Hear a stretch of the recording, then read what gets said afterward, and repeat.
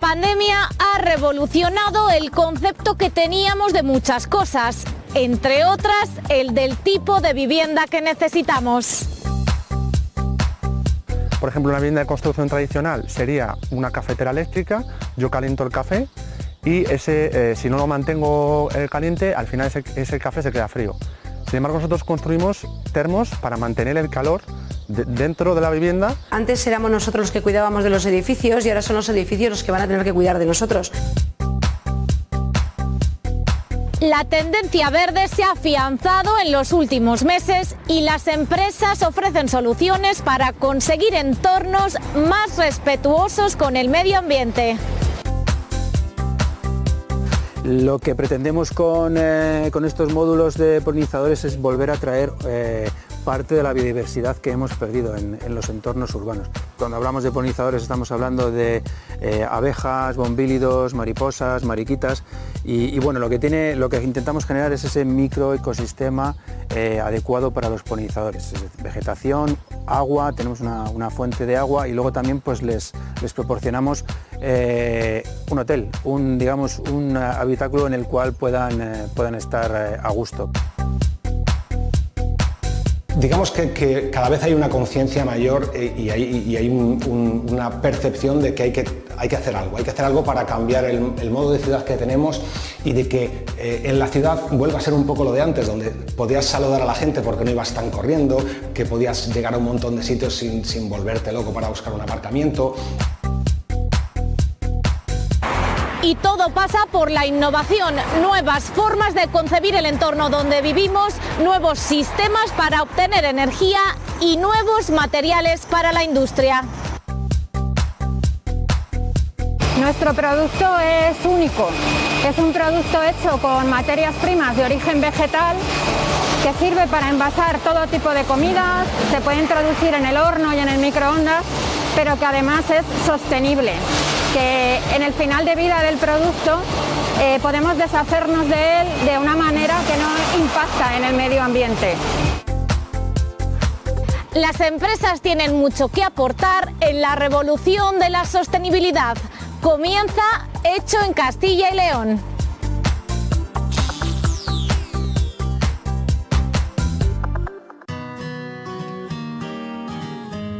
Vivimos una tendencia imparable hacia un modelo de vida más sostenible y esta pandemia no ha hecho más que acelerar el cambio en nuestra relación con el entorno. Consumir y contaminar menos tiene que ser nuestra contribución a la lucha contra el cambio climático y son hábitos aplicables a todas las parcelas de nuestra vida. Cómo nos desplazamos, qué comemos o dónde vivimos. Las casas pasivas son edificios que cuidan de personas. Antes éramos nosotros los que cuidábamos de los edificios y ahora son los edificios los que van a tener que cuidar de nosotros. Son edificios inteligentes, cada vez estamos incluyendo más tecnología dentro de esos edificios para que nos ayuden a vivir mejor y luego además vamos a ahorrar dinero porque nos ahorramos entre un 80 y un 90% tanto de calefacción como de aire acondicionado. ¿La situación de confinamiento que hemos vivido a causa del coronavirus nos ha cambiado la percepción del hogar? Sí, yo creo que a partir de ahora se van a buscar espacios mucho más abiertos, espacios que tengan luz, que tengan terraza. Nos hemos dado cuenta en el confinamiento, pero es que antes del confinamiento también pasábamos entre un 80 y un 90% dentro de nuestras viviendas o trabajando en espacios cerrados. Y la calidad del aire es muy importante en nuestro organismo, ¿no? El impacto que tienen. La Organización Mundial de la Salud ya empezó a hablar en los años 80 del síndrome del edificio enfermo. Hay veces que nos duele la cabeza o que tenemos alergias. Bueno, pues sin saberlo es porque estamos respirando unas micropartículas que están en el espacio y entonces, claro, al final pues va a nuestro organismo. O sea que uno de los beneficios fundamentales de estos edificios es la calidad del aire. ¿En qué más formas nos cuidan? Tenemos un confort lumínico. Vais a ver en estas oficinas en las que estamos, que también están fabricadas bajo el estándar Passing House, la cantidad de luz que hay.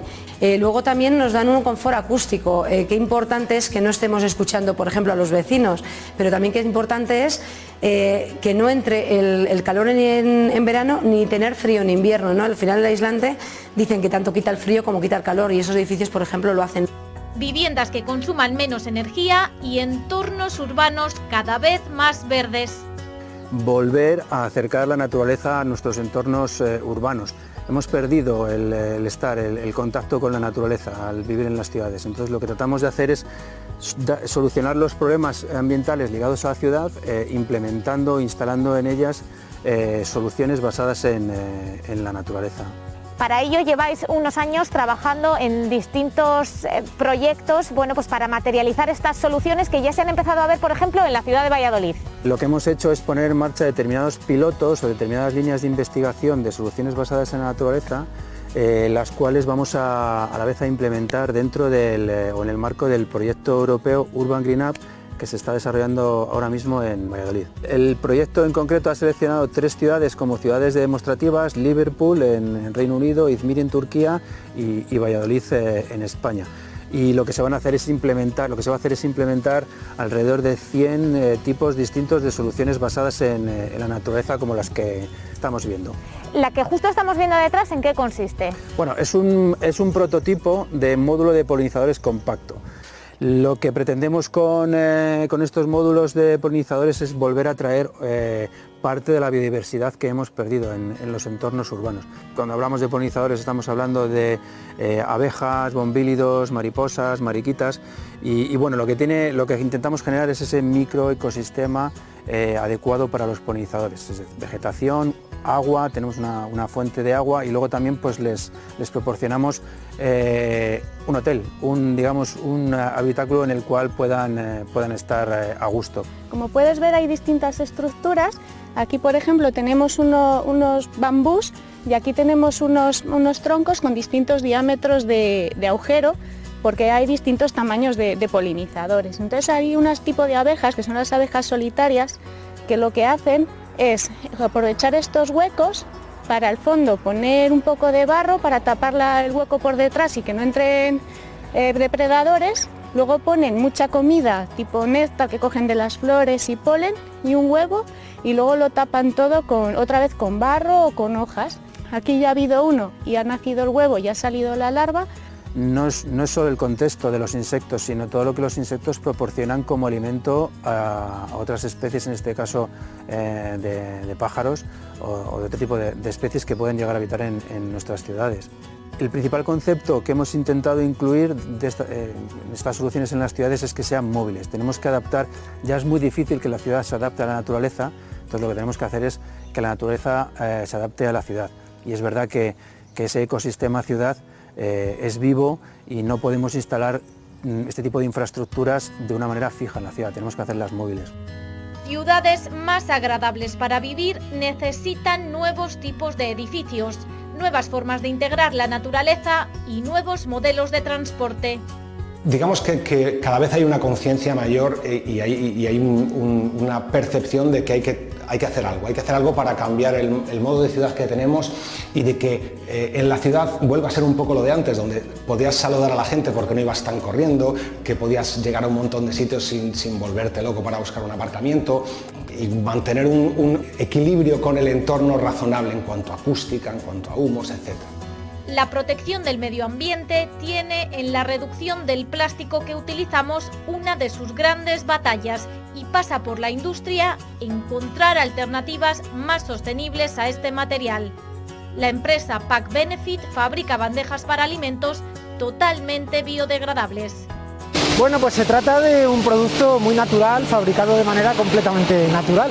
El origen de este producto no es otra cosa que las fibras de celulosa que extraemos de los árboles, de la madera principalmente, de árboles que todos conocemos como puede ser el pino o el abeto. ¿Cómo os llega a vosotros la celulosa? Llega en forma de celulosa desmenuzada, digamos, ¿vale? Llega en balas de en torno a 50 kilos, que luego nosotros introducimos en un pulper con agua, lo disolvemos, es como una especie de sopa, para que os hagáis a la idea, de una manera muy sencilla, y lo que hacemos es separar las fibras de celulosa en esa sopa y luego llevarlas a las máquinas. Y ahí, por un proceso con unos moldes, lo que hacemos es absorber esa celulosa y por presión y calor, digamos que termoconformamos los envases, ¿vale? Pero ese no es el producto completo. Ahí lo que tendremos es un envase tridimensional hecho de celulosa y lo que hacemos luego es añadir el recubrimiento. ¿Ese recubrimiento qué es? Pues es un recubrimiento de origen vegetal, fabricado a partir de almidón de patata, de maíz. que lo que hace es adaptarse a la forma del envase y aporta las barreras que necesita el envase. El envase en sí es un envase muy completo porque realmente es una alternativa real a los envases plásticos de un solo uso. Podemos desde termosellarlo, con lo cual aseguramos una estanqueidad absoluta, podemos meterlo en el horno, podemos meterlo en el microondas, podemos congelarlo, podemos utilizarlo con productos frescos. ¿Cuál es vuestra producción actualmente en esta fábrica? En esta fábrica estamos fabricando a día de hoy en torno a 80 millones de bandejas al año, para que os hagáis a la idea.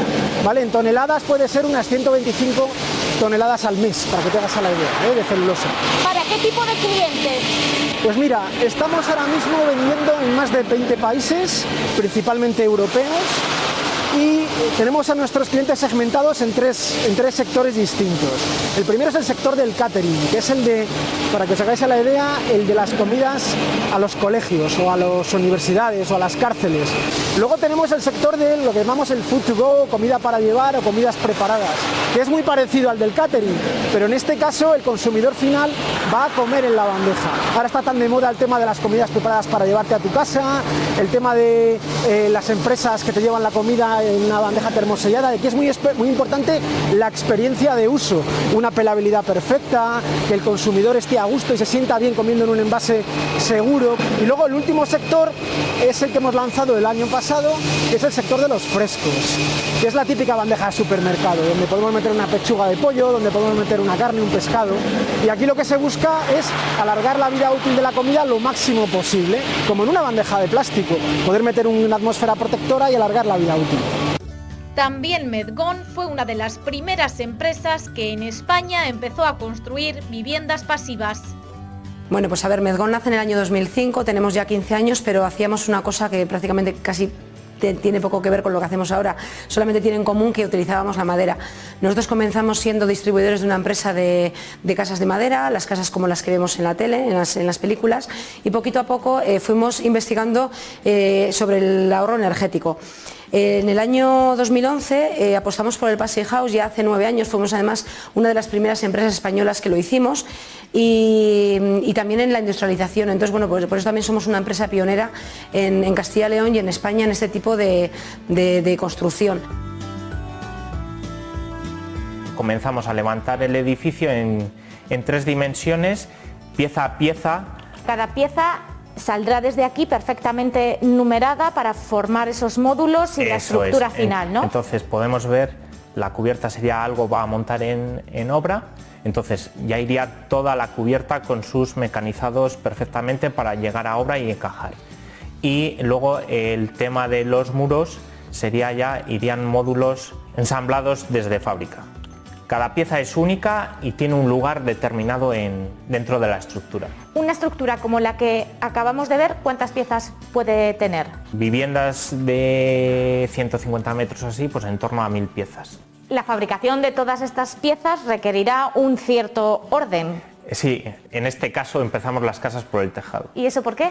¿Qué es lo último que se va a montar en obra? Pues el tejado. Entonces, lo primero que hay que fabricar es el tejado para que vaya cargado en el camión eso, y luego lo último que se haya cargado, que sean los muros, es por donde se va a comenzar a montar en obra. Claro, y es lo último que se va a cargar en el camión. Exacto. ¿Normalmente una vivienda cabe en un camión?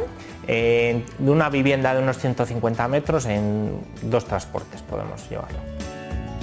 Por piezas llegan también las bicis eléctricas a las instalaciones en Zamora de Bestia Bikes, la empresa que las diseña y las comercializa. Lógicamente, una bicicleta en 2 ruedas, ¿no? Un cuadro y un manillar. Esa sería la base. Como es una bicicleta de pedaleo asistido, también tenemos una parte de motor. Una parte de motor con un cerebro que controla el motor en función de las condiciones de la normativa. ¿El motor en vuestro caso va en la rueda? Sí. Nosotros trabajamos con un conjunto de motor que va colocado en la rueda. Hay otros tipos de sistemas que van colocados en el eje de pedalier, pero nosotros hemos optado por este porque estéticamente la apariencia es más de bicicleta. Y un límite de 25 km por hora, que lo regula el controlador. Y luego un sensor que va colocado en el pedalier, que lo que hace es detectar cuándo se mueven los pedales. Claro. Es decir, el motor solo funciona cuando movemos los pies.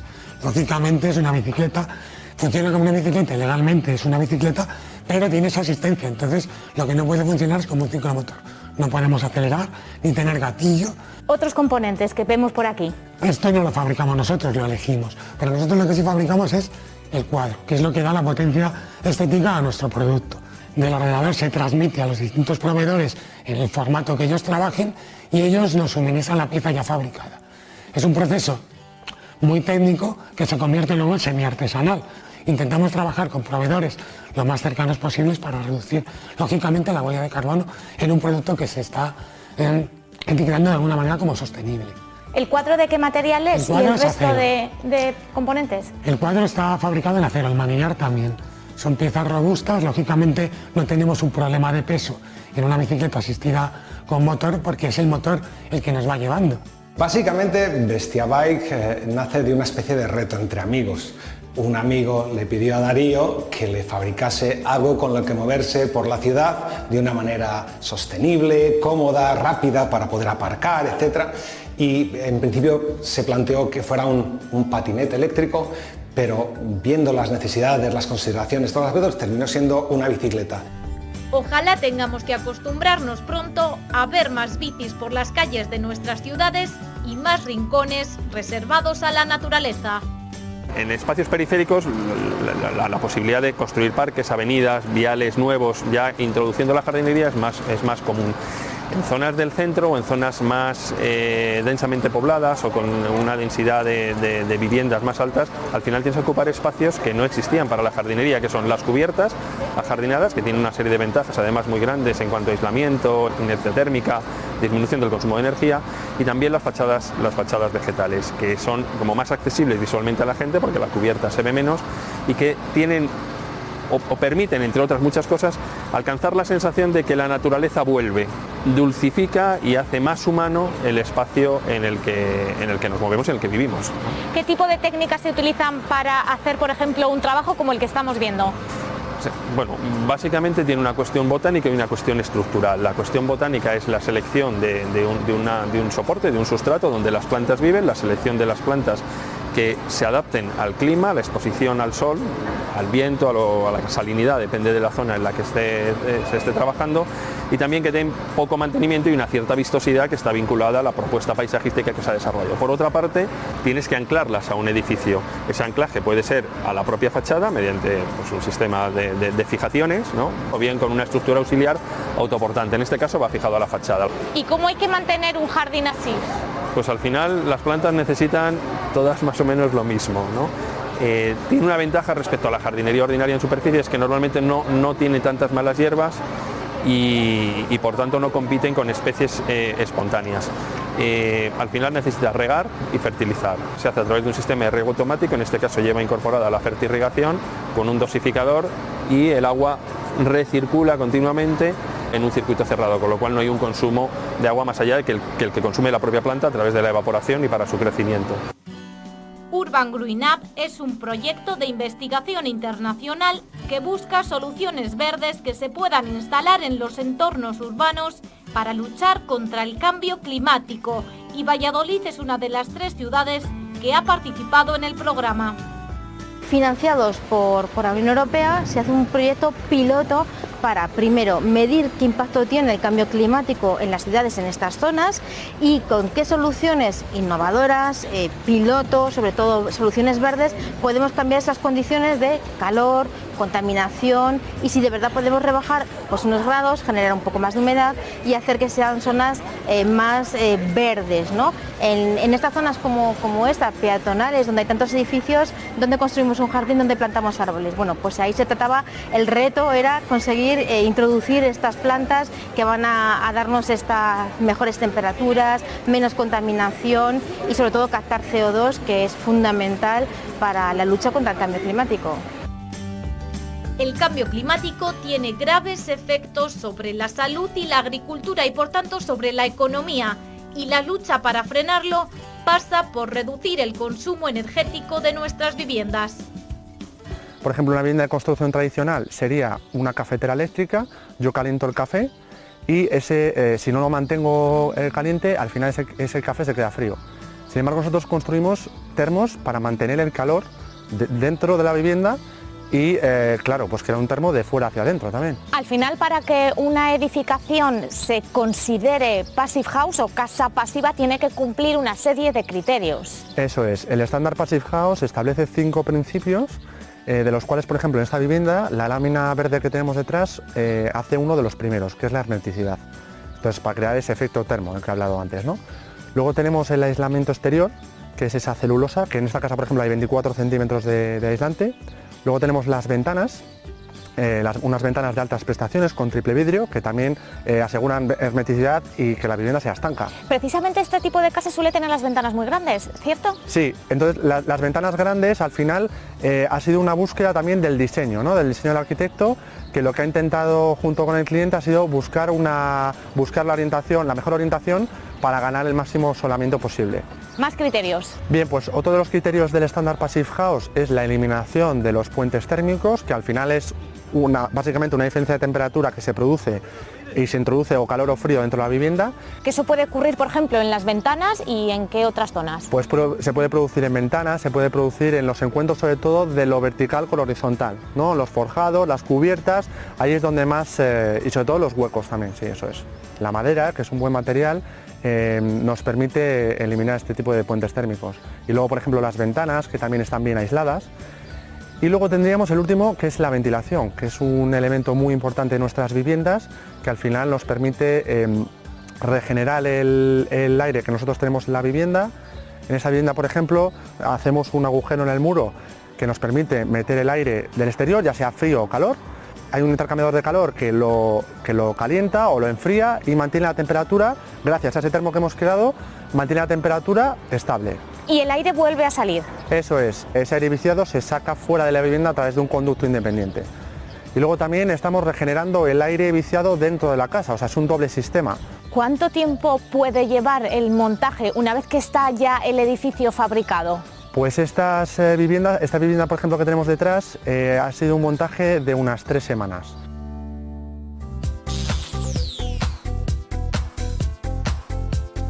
La economía verde se presenta como la única respuesta posible a la urgencia de salvar el planeta y a la necesidad de superar esta nueva crisis provocada por la pandemia. Nuestro producto es único, es un producto hecho con materias primas de origen vegetal que sirve para envasar todo tipo de comidas, se puede introducir en el horno y en el microondas, pero que además es sostenible, que en el final de vida del producto podemos deshacernos de él de una manera que no impacta en el medio ambiente. El objetivo final del proyecto es el desarrollo de una metodología que facilite a los ayuntamientos la implantación de este tipo de intervenciones y que poco a poco consigamos, a la vez que montar muchas intervenciones, paliar los impactos del cambio climático. Una movilidad sostenible, urbana, cómoda, eficaz y un rendimiento óptimo con un consumo mínimo, un consumo lo más cercano a cero posible. Tú cargas tu batería en tu casa y no tienes que ir a la gasolinera. Aparte, hay un montón de aspectos legales de ITVs, de seguros, etcétera, que evitas.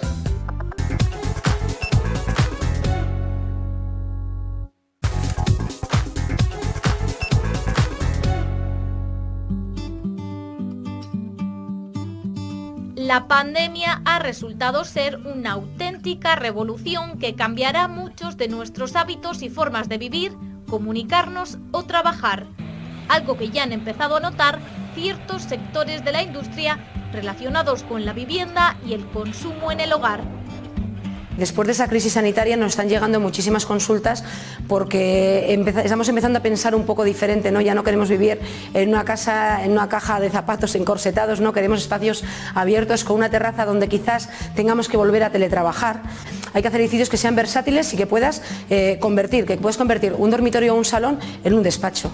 Siempre asociamos las viviendas pasivas con casas unifamiliares, pero esto no tiene por qué ser así, ¿no? No, ya se están empezando a hacer bloques de edificios, hospitales, colegios, oficinas, centros comerciales. La cantidad de energía que se desperdicia en un centro comercial imaginaos cuando cada vez que pasamos las puertas están siempre abiertas, ¿no? Bueno, pues creo que todo eso va a empezar a dar una vuelta también. Las casas pasivas no tienen por qué ser de madera, aunque este material, muy poco frecuente en la edificación en nuestro país, ofrece ciertas ventajas. es un material muy ligero para trabajar, entonces a la hora de mover todo el material en obra es mucho más fácil que con otros materiales mucho más pesados como puede ser el hierro o el hormigón. Pero precisamente esa ligereza le hace pensar a la gente en general que luego la estructura va a ser menos sólida. Sí, bueno, es algo que piensa mucho la gente, ¿no? Al final todos los materiales que se utilizan en la construcción tienen que seguir una serie de normativas, un código técnico de edificación, un eurocódigo, y entonces se calculan exactamente igual que otros materiales. En función de las propiedades del material hay que aplicar una serie de normas y cumplir una normativa vigente muy estricta. ¿Qué tipo de madera es? Es madera laminada de abeto, lo traemos todo de Centro Europa, de bosques gestionados de manera sostenible y todo con sello FSC. ¿Qué significa que el bosque esté gestionado de manera sostenible? Toda la procedencia, aparte de todo el flujo que llevan los materiales, está súper controlado desde su lugar de origen hasta su lugar de destino, y además se controla que las talas o los periodos de corta en esos bosques son los adecuados para cada especie, sin explotar demasiado los bosques. Lo que mucha gente no sabe es que tiene innumerables beneficios para la salud. Entre otros, pues por ejemplo, que absorbe las ondas electromagnéticas que muchas veces interfieren en nuestras etapas de sueño. Entonces, gente que tiene problemas de sueño, pues puede solucionar este problema. Y luego también es un material higroscópico, es decir, que absorbe y suelta humedad, es decir, que regula la humedad del ambiente. Entonces, para gente que tiene alergias, que tiene problemas respiratorios, que tiene problemas reumáticos, pues también puede solucionar esos problemas. Otro prejuicio que tenemos en general con la madera es que pensamos que arde muy fácilmente. Sí, eso es, vale. Aquí hay que diferenciar mucho entre la reacción y la resistencia al fuego. La reacción al fuego, claro, sí mide si un material es combustible o no. Todos utilizamos lógicamente la madera para calentarnos, ¿no? Pero es muy importante la resistencia al fuego, y es que tiene mucho más que otros materiales. Primero porque tiene una baja conductividad, lo que hace que la temperatura no se transfiera tan rápidamente al resto de la estructura. Y segundo, y muy importante, y es que cuando empiezan a carbonizarse las capas de alrededor de la estructura, protegen a las capas internas. Por lo tanto, las propiedades mecánicas que se exigen esas normativas siguen cumpliéndolas y sigue cumpliendo su función de estructura portante. Para minimizar nuestra huella ecológica es fundamental reducir nuestro consumo energético, y eso es precisamente lo que prometen las casas pasivas. Hay además otras iniciativas para devolver su sitio a la naturaleza y que ésta mitigue los efectos de nuestra contaminación.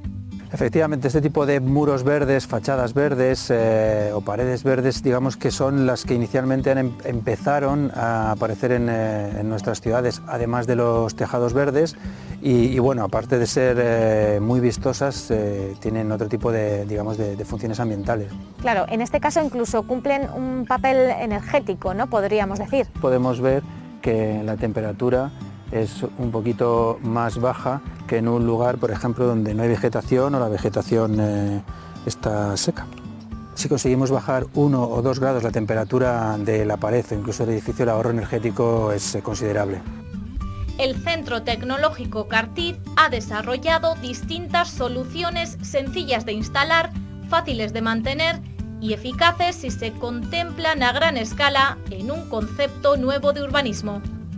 Lo que tenemos aquí es un prototipo de lo que llamamos chimenea verde, que lo que hacemos es extraer o capturar el humo de salida de la caldera del edificio, que es una caldera de biomasa, y lo hacemos pasar por nuestro prototipo de chimenea verde, que consiste en un mini jardín, un jardín compacto con un suelo especial, un sustrato especial que captura los contaminantes que contiene el humo.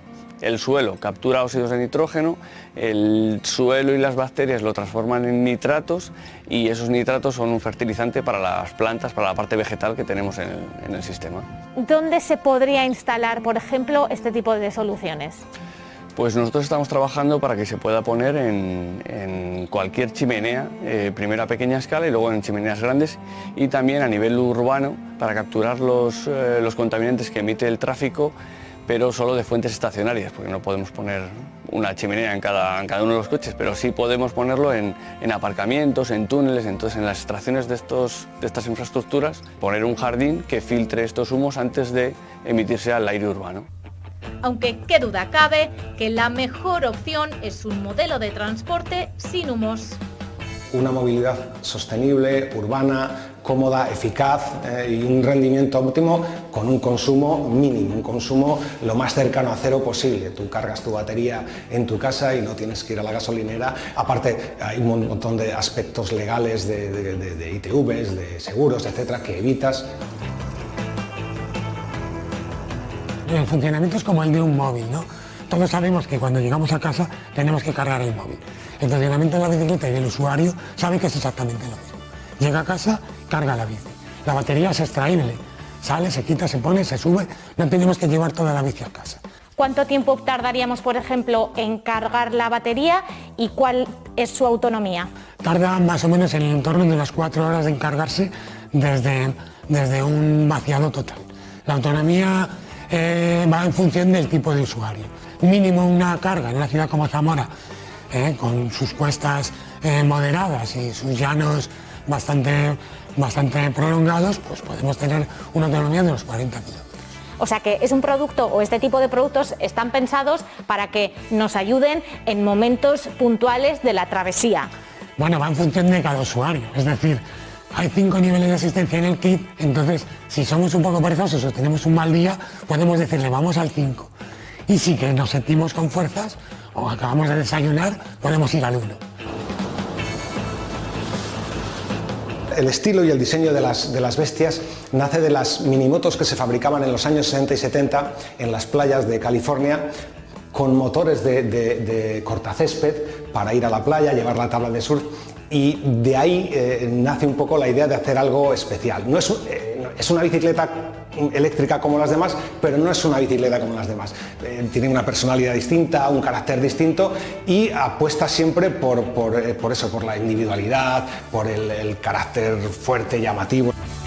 La industria más puntera siempre se adelanta a los futuros hábitos de consumo. Es el caso de Pack Benefit, una empresa que ha desarrollado un nuevo tipo de envases para alimentos a base de celulosa.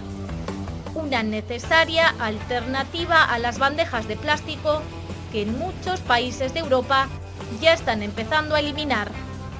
Nuestro producto es único, es un producto hecho con materias primas de origen vegetal que sirve para envasar todo tipo de comidas, se puede introducir en el horno y en el microondas, pero que además es sostenible, que en el final de vida del producto podemos deshacernos de él de una manera que no impacta en el medio ambiente.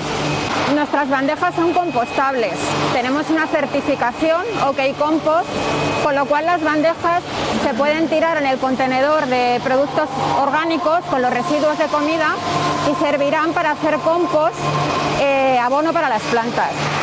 Y nuestras bandejas también son reciclables. Pueden ser utilizados por fabricantes de papel o de cartón que las vuelven a introducir en su ciclo de producción y las utilizan como materias primas. Entonces, por todo esto que te estoy contando, estamos hablando de un producto único que no existe en el mercado y que estamos teniendo que trabajar a muchos niveles. Y esto lleva años de investigación y desarrollo, pues para darle al producto todas esas características técnicas que tienen los productos a los que pretende sustituir. Por supuesto, el I+D es una pieza clave en nuestra empresa.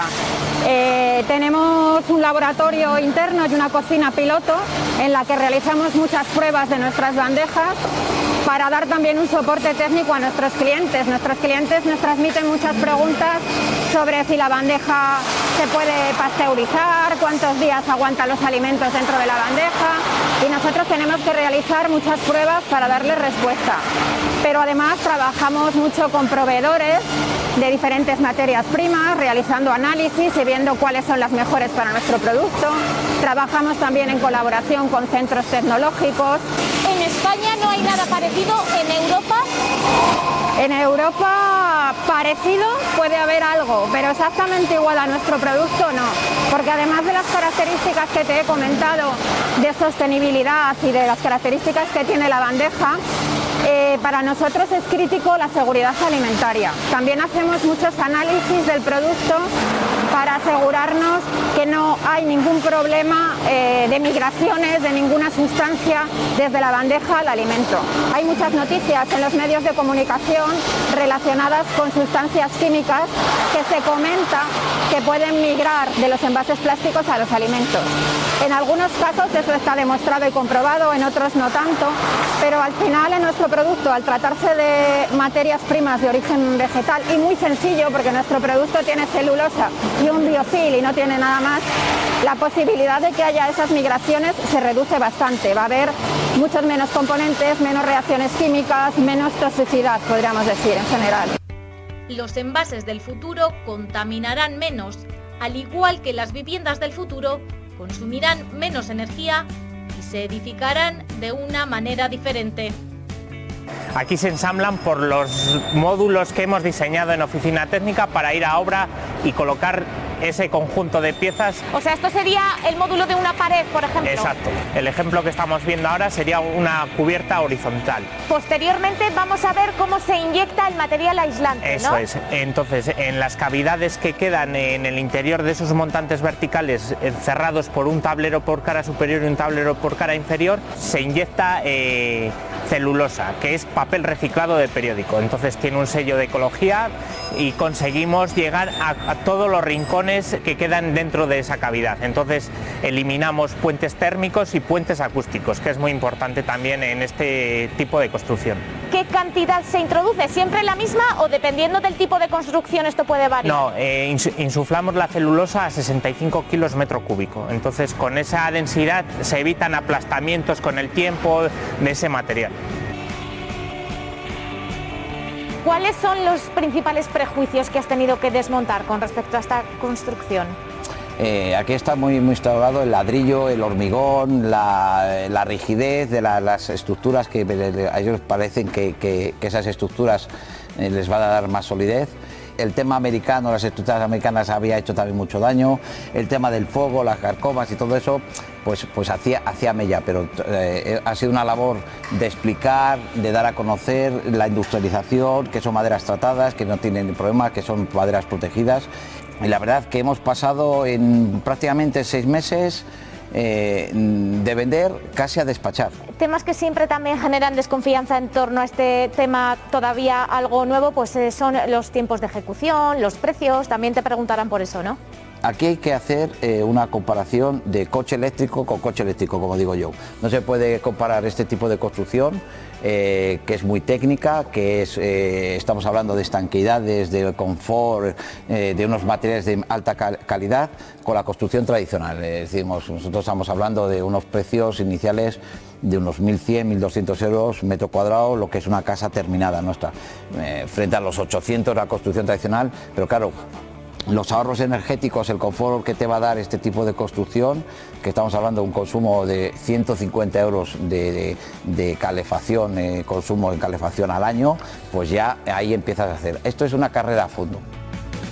Vanessa, el aislamiento es un tema fundamental de este tipo de construcción y las ventanas, en este caso, juegan un papel importante.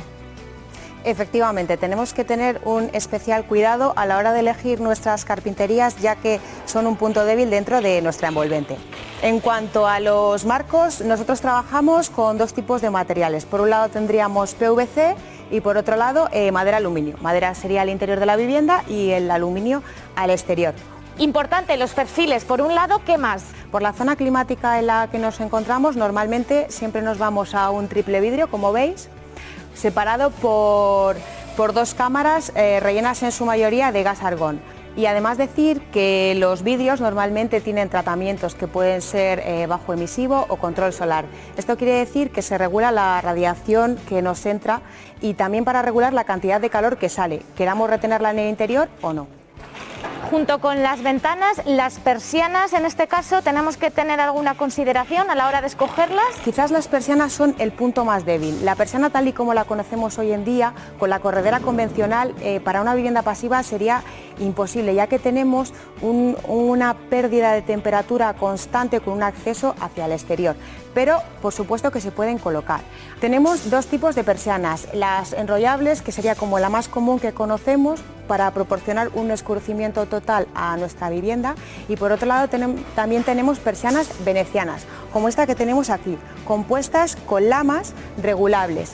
¿Por qué existe la creencia de que en las casas pasivas no se pueden abrir las ventanas? Se pueden abrir las ventanas, es un falso mito que no se puedan abrir, pero la verdad es que no es necesario. Las casas pasivas cuentan con un sistema de ventilación que renovaría, para que me entendáis, como si nosotros tuviéramos abierta nuestra ventana durante 10 minutos cada hora, durante las 24 horas. Nadie hace esto en su casa, de hecho, entonces la calidad del aire en el interior es extremadamente alta. Las casas del mañana ya han empezado a construirse y también se está pensando ya en cómo tendrán que ser las ciudades del futuro. Las distintas soluciones para integrar la naturaleza en los centros urbanos que ha desarrollado el Centro Tecnológico Cartiz se testean ahora en Valladolid y en otras 2 ciudades europeas. Tenemos que estar durante al menos 2 años monitorizando, tomando datos a través de sensores in situ y también de sensores remotos de todas las intervenciones que se instalen. En este caso, por ejemplo, pues estamos tomando datos de humedad, temperatura, la evolución de la vegetación en la infraestructura. Todo ese tipo de datos nos va a permitir al final el generar un conocimiento sobre la marcha de estas infraestructuras a lo largo del proyecto y cómo va a ser posible que evolucionen después o qué mejorar en futuros proyectos. Podemos decir que vosotros pues habéis ideado el proyecto y las soluciones, y en algunos casos son otras empresas externas generando también empleo y riqueza las que las han materializado en las ciudades. Lo que hemos visto es que las soluciones basadas en la naturaleza a día de hoy tienen que adaptarse a la ciudad, es imposible adaptar la ciudad a ellas. Entonces sí que es cierto que varios de los socios del proyecto han contribuido a ese rediseño o a idear nuevos conceptos de Naturbase, y por supuesto pues un ejemplo claro es a través de las licitaciones se está generando empleo y hay otras empresas que concurren a esas licitaciones y hacen la obra. Este tipo de sistemas están pensados para que tampoco consuman muchos recursos hídricos. Eso es, una de las premisas del proyecto es la sostenibilidad y el que tengan intervenciones que requieran de muy poco mantenimiento. En este caso lo que tenemos es un jardín vertical móvil que emplea un riego mínimo, utiliza lana de roca como sustrato y bueno, es un sustrato que mantiene muy bien la humedad, entonces no hace falta un consumo excesivo de agua. Y por otro lado está diseñado de manera que requiera un mantenimiento mínimo. Después de estos 2 años en los que vais a estar recogiendo datos de estas soluciones en estas 3 ciudades, ¿a qué conclusiones esperáis llegar? El objetivo final del proyecto es el desarrollo de una metodología que facilite a los ayuntamientos la implantación de este tipo de intervenciones y que poco a poco consigamos, a la vez que montar muchas intervenciones, paliar los impactos del cambio climático. Es tarea de todos intentar frenar el cambio climático y sus devastadoras consecuencias para nuestra salud y nuestra economía. Es tarea de los ciudadanos, de las administraciones y de las empresas. Era un producto necesario teniendo en cuenta la situación de nuestro planeta y de nuestro medio ambiente. Nosotros lo que queremos es hacer un producto que cuando acabemos de usar el envase no pase a formar parte de esos mares de plástico que vemos en los medios de comunicación continuamente. Y también en nuestro propio proceso productivo tenemos muy interiorizado el tema medioambiental. Ahora estamos trabajando en poner a punto nuestro proceso para que las propias bandejas no conformes que nosotros generamos las podamos volver a usar como materia prima en nuestro proceso y cerrar así el ciclo de la economía circular. También la legislación apunta cada vez más hacia la obligación de sustituir ciertos productos por otros más sostenibles. Efectivamente, hay una directiva europea para la eliminación, reducción, sustitución de los plásticos de un solo uso. Y esa directiva empuja a todas las empresas, dependiendo del tipo de producto que haga, a reducir, eliminar los plásticos o utilizar más cantidad de plástico reciclado.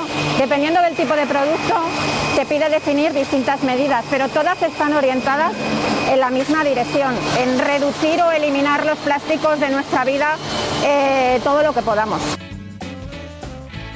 La economía verde ha llegado para reducir la huella de nuestro paso por el planeta y posibilitar nuevos modelos de negocio que minimicen los efectos de la crisis económica. También Castilla y León tiene mucho que decir en este nuevo modelo de producción.